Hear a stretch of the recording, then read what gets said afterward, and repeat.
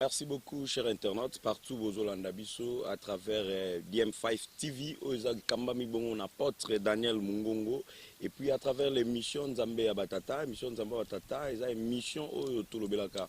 Mingi mingi kobeta masolo et bon Nzambe toujours, parce que biso on a DM5 TV et pas apôtre Daniel Mungongo, à Tolobelaka, mingi mingi bon Nzambe, et émission Toyambaka. Basala Nzambe, évangéliste, prophète, docteur, pourquoi pas, chantre de l'éternel. Merci beaucoup, na grande sœur propre et Yambo Jouli, ici pour l'Andabiso. Une grande salutation à l'honorable Pepe Tazi, une grande salutation à l'apôtre Daniel Mungongo, qui est le patron de cette chaîne. L'autre grand homme de Dieu, na combo évangéliste, Alain Moussassa, Soda Nkolo, Azabongo Moussale Nzambe, Aonamboka Congo, Touré Bagobetani Masolo. Par rapport à côté sama respect ya bana lelo na ba boti na bango mo boyo kanipenezate ba jeune serviteur na ba vieux serviteur ba bima va bango mo ko connaissate évangéliste Boni kimi ezali grand journaliste fils Kabeya et Boni Mosala Nkolo Mosala doit évoluer lo lengeni par la grâce de Dieu vraiment grâce sur grâce. Je crois que avant to bande émission na biso Mosala Nzambe na lingaki oloba loba moko na bande gonyosu o bazolanda yo à travers DM5 TV. Mbote belé nantoma na Nzambe azwaki initiative kitoko ya kosala chaîne ya boye pona ko luka basali na Nzambe bisika bazali. Lelo toza vraiment surpris na komona ba grand journaliste bakiti sur le terrain a na banga moyo précisément na Kisensu pona ko ya kolanda mission évangélique parole de feu. Mbote na ba nyonso bazolanda biso o bazuli bakomalamu Nzamba pambola bino. Voilà, merci beaucoup Moussa Nzamba Nzambe apambola bino bino so batu bozolanda biso zui bakwa kolanda biso.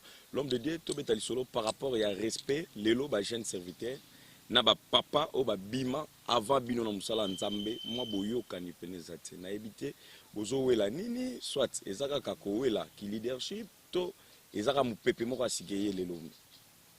Merci grand journaliste. Le problème est que la leadership mais ça problème ya biso ba jeune serviteur eza kozanga koyeba mission Nzamba bandaka na batu eza nisika bandi na batu awa asuki na bango awa ba misu ba ekozwa relève ngana banza ke na koyokoza jamais problème na ba papa wana parce que bango ne ba fungola kinzela ce qui comme lelo ko la leadership vraiment na part nanga je pense pas parce que bande musu babi ba vie wana bazokoka su côté ya te ba tika na mateya ya kala la jeune serviteur ba na mateya ya sika bango ba bien bongo na ebité évangile est-ce qu'ils ont changé ou ils ont évangile au cas où Jésus-Christ a tiki la biso yango ka toujours continuer côté antililo papa nanga ceux qui mateya za ya kala te Nzamba za ya kala te ba papa ba koza na mateya kala par rapport ya nini bango nde ba fungola kinzela évangile jamais ko changer Nzamba changer kate azaka Nzambe moko soko moni langage plus à ba jeune zo zala ndengo neza manque respect na ebité génération ni o bango bazo préparer tango bango baza kondima ba inité lobi bango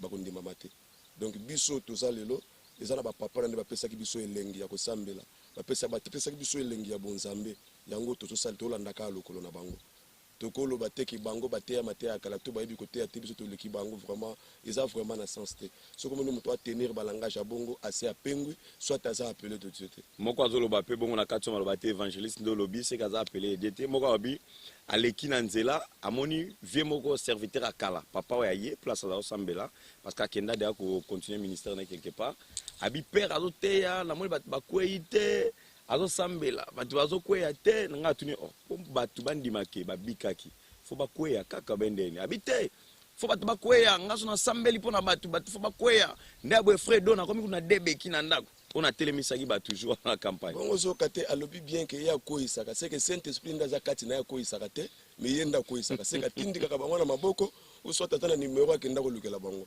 mais obiso tozoyeba ke kokoya za na ngelo ko moko te iloko ya mutu ya o mission Nzamba pesi biso ezali mission ya repentance eza mutu azwa conscience première délivrance na vie ya mutu c'est la prise de conscience mutu ya fandi l'église ayoki mateya azui décision à abandonner mukili parce que monde ndongo mona ba komaka monde soko balolango komaka ni démon donc tango zo bima na kati ya mokilo ye pas Jésus c'est ça yanda ko banda ko tambusa yo soki kokoya neti biso akokoya tolobelaka ngo penza te mais soki Nzamba sepeli ko sala miracle na ndenge na ye asali mais ya mutu eza mutu azwa conscience azonga nzela nzambe. Voilà, bah, j'ai invité vos conscience parce que moi, ça m'a intéressé, le monde, so, et comme il démo. Voilà, je crois que Bokangi, place Bozo Nabiso. Merci. Naya Isabelle Bassende, Molongani, Yaya Fada, Bassende. Merci beaucoup, na maman. Géraldine Tawaba, Kuna na shop Motopamba. Merci, na Ndekola Biso, Zola Nabiso, grand frère propre, les valables pastoral, Trésor Mukuna. Merci. Na mon un message déjà comme qui l'homme de Dieu. Et par rapport, il y a l'élo dans le ministère, Kotala, Bajen. Na ba papa wana ba jeune lelo ba ye surtout ba prophète ya ba jeune ba ye na masakoli ya lokuta ebele. Donc comme si lelo une église sans prophétie, église ko tambola te yango bango ba bi foka ka prophétie zala oka ono nzamba laksinga mwana wana za ndoki mwana waza boye ba kaboli ba famille tellement mingi na ebité na lotomo na yo pe prophétie bozo croire na yango ou bien bozo sala ngo kande Jésus Christ aloba to bino pe boye pour na okabola ba famille. Prophétie par excellence, c'est la parole de Dieu. Batu bazo sala un peu ma berère mais que ça manque enseignement. Il y a comparer parole de connaissance na parole à sagesse na prophétie. Biloko ezo kabola lelo nandimite ke batu wana ba s'attacha ki na batu malamu. Ozo mona ba tachuma misusu tokenda kokuta na ba père ya ba escroc, ba former pe bana ya ba escroc.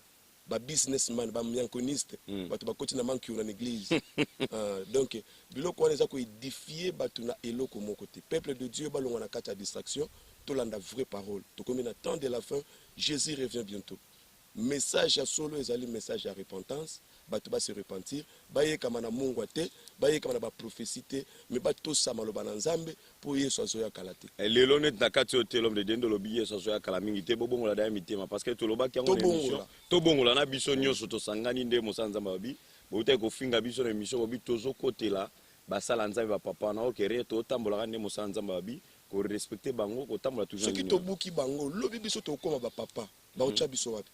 Est-ce que ngana koko yaka na chaîne boy na bandi côté mais là papa kingani nzamba tika toujours mutu na erreur na défaut moko po akokana na été so tele de Genèse Apocalypse ba mission nyonso nzamba pesa bato na sika basukaka donc ceux qui papa moko asala erreur ngana za lokola kanate na moni bulumbu ya tata na ye na média et puis na ko profiter na faiblesse ya papa moko pesa nga prédication te na za na Matthieu beaucoup tinga na zotanga Matthieu na ngana so kango na so connaissance na ngana ko na kotanga donc ko lekisa penza tana batata wana malgré berère na bango ngana saka mwana pa na bango et puis voilà l'homme de Dieu ndimia bia zaka ndimaka bango azaka mwana otikala mwana Musa Nzambe collègue na bino moko pe Musa Nzambe pour le moment de toloba tilelo ala na Brazzaville bakangaki l'apôtre Baraka Mogisho bakangaki vike makamaoka Nzambe nde batu musu bazokina ndinga malamu te azana kasho kuna mais namoni bino basa Nzambe no so Congo botelemite pona ko lukata moyen ya ko ça la délégation va bimisae à la libérer à continuer Moussa Nzambe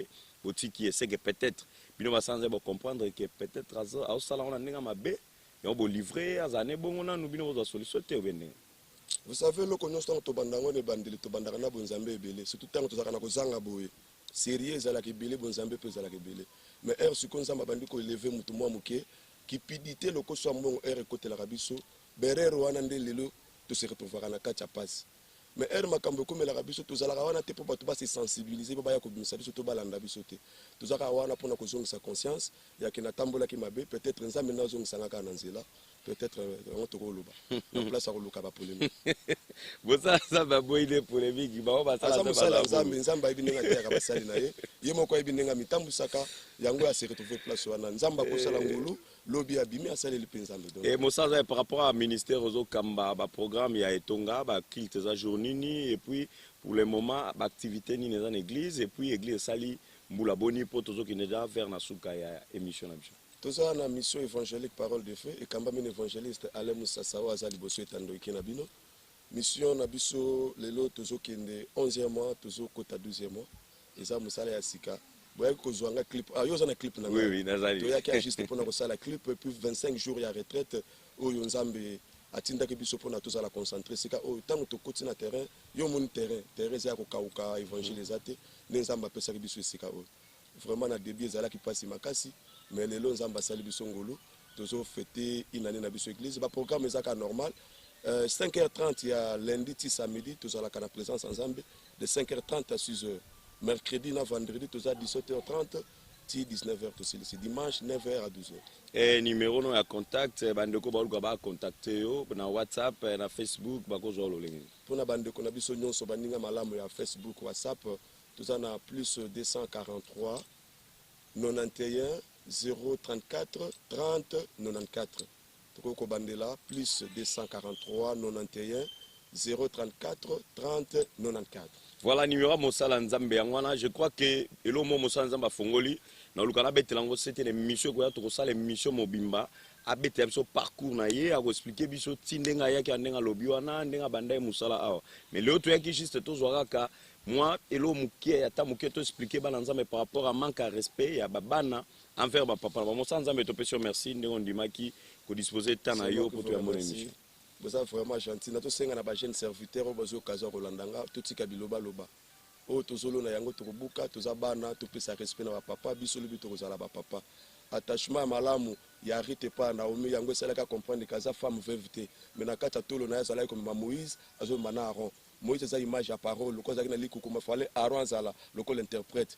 Donc nango tango rita moni na omi a comprendre que muto akopusanga pemé na Boaz. Alongole na mboka bokaoki akumbie na mboko Jérusalem babengi maison de pain. Donc loko ndengwana eza attachement ya malamu ndeko komisa biso musika enoranki. Voilà. La santé qui la zala pena na Mosala Nzambe. Merci beaucoup na bino so bolanda kibiso. Merci na les propriétaires à chaîne DM5 TV et pas apôtre Daniel Mungongo. Un grand salutation à toi papa. Merci beaucoup. Merci na Yambo Joliba. Un grand salutation à maman Géraldine Tawaba. Et ya Isabelle Bassende ya Fada Bassende, les valables pastoral Trésor Mukuna. Un grand salutation à l'honorable Pepe Tazi, honorable Ariel Touambo. Merci beaucoup à Doba Sadi, ça va bon la réalisation. Et puis, Norneli Lumoni Molongani à Doba Sadi. Quant à moi, je vous dis au revoir. On se retrouve à la prochaine numéro. Bye bye. Ça m'a pas mal aussi.